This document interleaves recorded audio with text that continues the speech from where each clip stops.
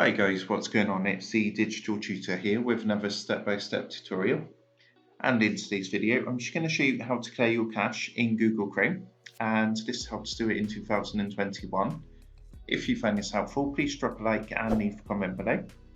And don't forget to subscribe to the channel for more step-by-step tutorials, how-tos and tips and tricks for everything tech and digital related. So to do this, what we need to do is open up our Google Chrome browser, and what we want to do is click the three dots up here in the top right hand corner, and then we want to come down and hover over the More Tools tab, and from here we need to click onto Clear Browsing Data. So once this loads up, to clear your cache, what you need to do is make sure the bottom box is ticked here where it says Cached Images and Files. You don't need to worry too much about the browsing history box. You can leave that unticked if you want to.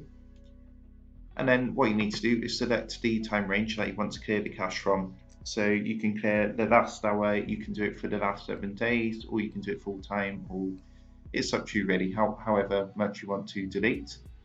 And once you've selected that and you're happy, what you need to do is click the blue Clear Data button down here.